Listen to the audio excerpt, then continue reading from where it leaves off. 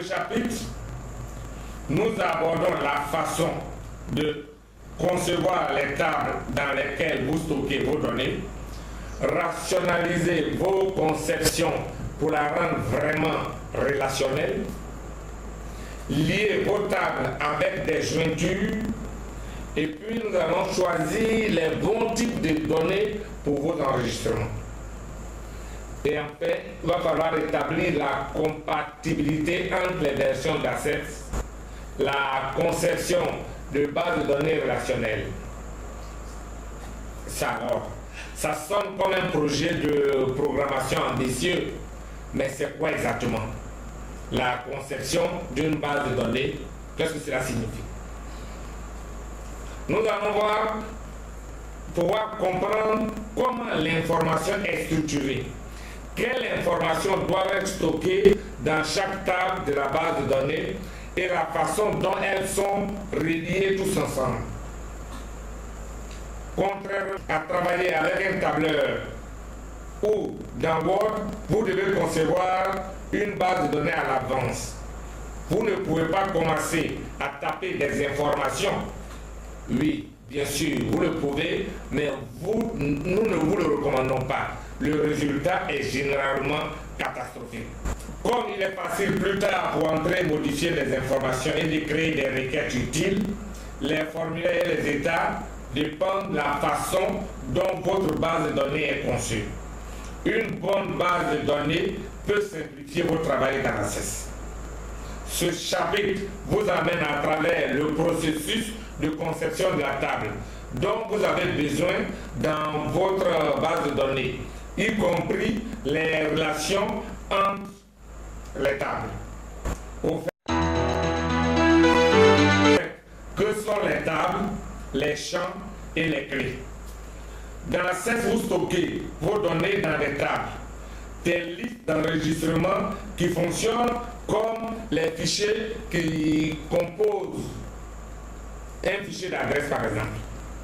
Chaque enregistrement contient des informations dans le même format, c'est-à-dire dans le même type, dans des champs, des lieux déterminés. Les champs sont des lieux déterminés pour différents morceaux d'informations. Si vous voulez garder une trace des clients d'une petite librairie, vous faites une table des clients avec un enregistrement par client. Chaque enregistrement est constitué de la même série de champs, y compris des champs qui stockent les types de données suivants, comme le nom du client, le prénom, l'adresse, la ville, l'État ou la province, le code postal, le pays, le numéro de téléphone. Voilà, toutes ces informations, vous pouvez les stocker dans une table. Et après, vous utilisez Access pour créer une table. Vous pouvez vraiment modifier, supprimer, trier les enregistrements de différentes manières. Et l'impression de nombreux types d'états, y compris les rapports en forme de colonnes, des résumés, des étiquettes, des publics postages et des formulaires. Access vous permet de créer autant de tables que vous en avez besoin dans votre base de données. La conception d'une base de données signifie décider quelle table votre base de données devra inclure et les champs qui sont dans chaque table. Au niveau le plus élémentaire, cela signifie concevoir les formulaires nécessaires et les états très probablement nécessaires.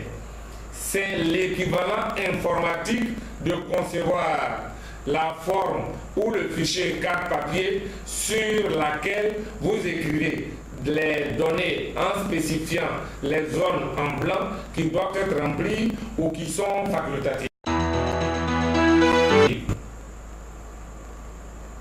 Les types de données.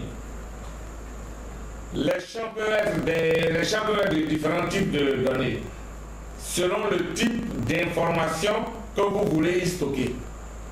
Certains champs contiennent des informations alphanumériques textuelles, comme un nom ou une adresse de rue. D'autres champs contiennent des nombres tels que l'âge de quelqu'un.